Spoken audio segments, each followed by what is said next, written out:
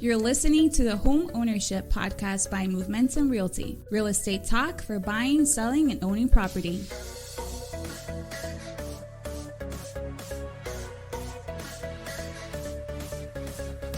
Hey guys, Sean Patrick Maloney here, broker owner of Momentum Realty, located in Hanover, Massachusetts.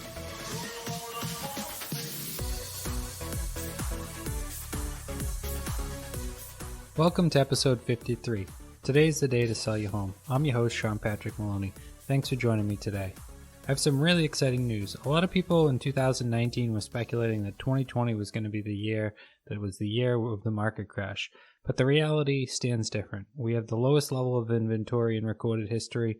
We have the highest number of buyers. What this means to you, a seller, means that you're getting top dollar under your terms for your home. A lot of people are holding off to putting their homes on the market thinking that numbers are going to continue to climb. I do feel like they may climb a little bit, but right now the lack of inventory is making us see buyers make decisions on homes that they're paying more money, they're going at the terms the seller wants, and they're working on the timelines the sellers want, which ultimately means we're in a pretty heavy seller's market. Now, this is mostly true of the marketplace under the $550,000 range. Still, as it always been in history, whenever we get into the higher priced homes, they're a little bit slower to move, but that said, we also have a lack of inventory on those as well. Yes, there's some of the ones that have been sitting for a long time, but reality is when you price things right, they end up selling, and a lot of times at the higher end marketplace, they tend to overprice themselves and not sell as quick. But anyways, let's get back to talking about this marketplace. So just as of the other day, we had less than 10,000 homes in total for sale in the state of Massachusetts. With over 300 towns, that's easy to see that that's a very low amount of inventory throughout, especially when you look at some of the major cities like Boston or Worcester, other cities like that. They actually have multiple hundreds of homes for sale. So this means that some communities have few as single-digit or double-digit numbers. In a lot of the houses, when you look at these marketplaces at what's sitting, it's places where people are unreasonable with their number, or they need so much work and the numbers don't match the project. So right now, when you're coming on accurately priced, you're tending to sell overpriced. And when you're coming on overpriced, you tend to sell underpriced. And that's something that always happens in a seller's marketplace. Of course, we're going to get the most money for homes, but when we reach and we say, okay, it's worth 300, and then they say, okay, I want 330, and that's a 10% increase, you're more than likely not to see that. But if you price it at 300 and 10 buyers come in and they bid versus each other, you might get the likes of 315, 320, or even your 330 that you hoped for. But the one thing you got to always keep in mind is when you open it up with the highest numbers, not everyone's going to be willing to talk to you, and you're going to scare away people who were going to be competitive offers for it. So even if they were going to offer 300, it's better to have two offers and say, we have two offers and see where the other one goes, than to say, hey, we only have one offer, we don't have to go multiple bids. So sometimes we're looking for offers just for the leverage of having another offer to pit against the offer we have. So by pricing ourselves out of certain price ranges, which we tend to see as real estate agents, people put themselves in price categories up to 300, up to 310, up to 325. They tend to move anywhere between $10,000 and $25,000 increments, with each $100,000 mark being a major milestone. So when we put you up at 330 to start, we block out all the 3 and 315 buyers. That there's quite a few buyers out there in this modern day age that are being just a little bit wary to spend their full pre-approval amount. So they may be shopping a little bit below where they actually need to be to find the house they want. So by pricing your home a little low, it brings them in the door and then makes them realize, I'm going to get this one. I'm going to bid to win it because this is a really quality house and it's better than the other ones at this price. I think that's always going to be true of any marketplace.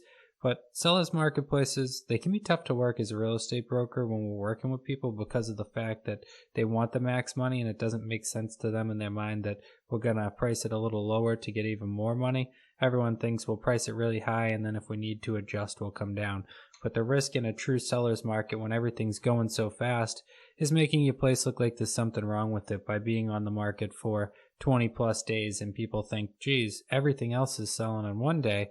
This house hasn't sold yet. There's got to be something wrong with this house. Or, God forbid, you do go under agreement, you get that deal going, and suddenly you have a bad home inspection or a bad appraisal and you jump back on the market.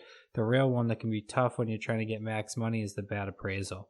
because it's an admittance that the house is not worth what you have it on for sale for. So that can be a really tough one as a real estate broker or agent working with your client, explaining that, yes, I did list your home for that. Yes, I did do my job and I found a buyer for that, but no, we cannot move forward. And the reason being that we can't move forward is the bank isn't going to give them financing for something that doesn't appraise out. So that's why when you're working in this type of marketplace as a seller, you need to realize that just because you meet with a bunch of different agents and some tell you a higher number than others, doesn't mean that it can come in. So when you're looking at the facts with your agent, you want to make sure that their comparables are true and that they're real to yours. I know that we all have a feeling of sentimental value to our home, and we like to think that our home is worth more money, but that comparative market analysis that your agent does is going to have real life homes in your area that sold just like yours. Be honest. Do you have those bathrooms? Do you have that kitchen? Do you have those high priced items? Or do you not have them? Because what it comes down to is, like I said, you can get somebody all the way to the end line, but the bank's going to require an appraisal. And if it bounces out at appraisal and you have to come back on the market, you have to tell people where the appraisal number was, or you have to negotiate with the person there. Maybe they'll pay full price if you're lucky, but most of the time they're going to tell you no and they're going to want to walk away. And if they walk away, you're ready to make a price adjustment with someone else. So it's a really tough place to be when you think that you're getting the most money and you realize, that didn't work out the way I thought it was going to work out. Another thing to think about during this whole heightened market and great way to get your home sold and get it on is start early. So a lot of people, they wait on their listing and then they call someone and they want the house on in a week. The best thing you can do is get involved with a real estate agent early, especially if you want their guidance and help. So here at Movementum Realty, we call our agents Move Mentors. And the reason for that is they're actually there to mentor you on the entire process of selling your home. So make sure to take advantage of the full services. Call them early so that they can help you with staging advice. They can give you referrals for different contractors. They can look before you spend money and say, okay, that one's going to get you $1.20 back in return for spending $1 versus that's going to get you 70 cents when you spend $1.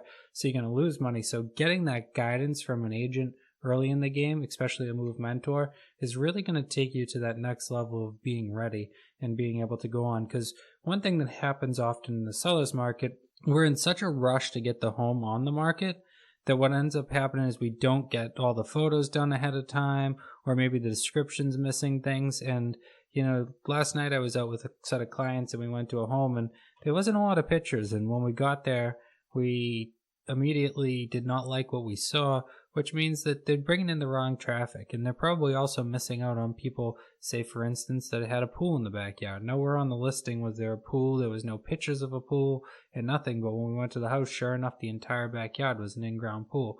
Now, there's probably people out there looking for a pool that aren't going. And here we are who don't want a pool and we're there. So make sure you get in touch with the agent early so that they can set up the photography. And make sure that they update the photography. If the weather changes between the winter weather and summer weather, make sure you update those photos. But when you're coming on in this heightened market, come on with all the details at the beginning. The last thing you need to be doing is sitting for a week or two and having people think there's something wrong with your property. When all the properties are going multiple offer and getting high bids, and they see properties that don't go that way, it immediately is a deterrent, and it can lead to you getting a lot less money for your home in the long run. Another thing you want to think about when working with an agent is, what is their original plan for your listing? A lot of agents' original plan for your listing, to be dead honest with you, is to go onto the MLS system, load it up, and to sit back and watch the computer do the work. Now, this is a terrible way of doing it, especially in a heightened marketplace. Because we're in a heightened marketplace, people think, well, if I just get it on the MLS, I'm going to get the most number of bids, and that's going to give me the most money. The truth is, you get it on the MLS, it's going to get it out to people the fastest. And what's going to happen is people who are the smartest are going to reach out the quickest, and they're going to try to get that place off the market and under agreement. They're going to try to get it so that people don't see it. Whereas a good agent, what they're going to do is they're going to make sure every other agent in the area and every buyer that they can possibly touch base with and every marketing that they can possibly do has everybody knowing this house is for sale. You need to see it now. It's going to go quick, which means that you need to get into the method of coming soon. So as a seller, this means you need to know, I'm going to get the house ready a little bit before we're actually going to sell. We're going to engage the agent early so that they can do their job and so that they can get maximum eyeballs on the property so that when we do come soon and then we go into actual live for sale, Everybody has an opportunity and a chance to plan their day around getting there. When you do a Monday brand new listing and Friday open house, it gives people a little bit of time, yes, but the more time, the better, because you can get them excited about getting in the property, you can build up demand, and you can get more than one person in the property and the open house, which is a huge thing. When you get people bumping elbows in open houses, it makes them feel that little bit of competitive spirit that us humans all have in us. We want to beat the other person, we want to win, we want to get the house. Sometimes even if you're not the person for the house, that competitive spirit can rise out of you and it can make you bid on something that you may not have bid on before. So by getting multiple people into the house, by doing these coming soons and getting everything lined up, that can really, really help you. And by having a good agent or move mentor that can actually guide you through the process of when we get these multiple people to the home, how do we encourage them to make offers? How do we make them not feel intimidated by each other? How do we make them feel friendly with each other to a point where they're willing to talk to each other, which then even agitates that competitive spirit even further for us? So that's the things that working with a Move Mentor for Movementum Realty can really gain you, as far as realizing that every agent is not built the same. Not every agent is trained the same. And having a good agent is why some agents get multiple offers and other agents sit for days. When you're thinking about selling a home, you really want to put your full energy into it. I think one of the biggest things too to remember in a seller's market is prep the house all the way. I know I said when you're coming on, come on full out with the agent, as far as making sure you have the photos and everything done. But the other side of it is make sure your house is ready. Make sure that you're packing everything away, that the day the person comes to do the photography, that your house looks like a movie set, that there's nothing in the way, everything is put away, even if it's in closets and hidden, maybe it's hidden in the basement. But don't hide things in places that are going to make it a challenge to take pictures of the homes. And also don't think, you know what I'm going to do? I'm going to go on the market in this heightened market and I'm going to hope no one notices what's wrong with my house and I'm going to sell it to them that way.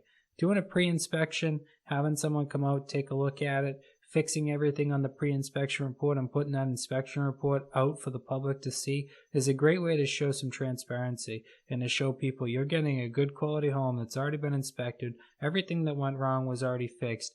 And that, you know what that's going to do? It's going to bring out the max bid. It's going to bring people in that are saying, wow, this person has already told us everything that's wrong. They had it inspected and now all we got to do is pounce on it and it's going to be our home. So I think that this is something not to be taken lightly. And, you know, I always say to everybody, I'll end it with this today, if you can do simple things to gain value, you really should.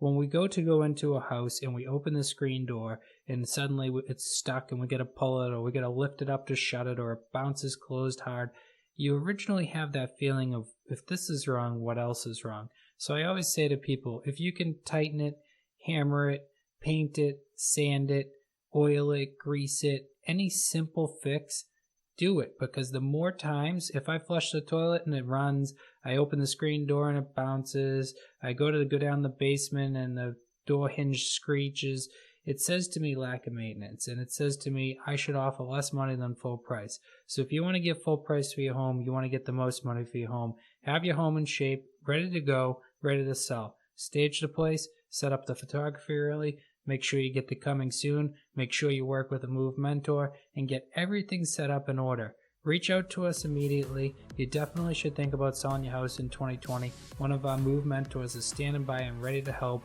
ready to explain everything you need and to negotiate the best terms and money for your home. Thank you for listening to the podcast this week. I really appreciate it. Any questions, comments, concerns, or to reach out to one of our Move Mentors, please feel free. I look forward to talking to you next week and have a great weekend.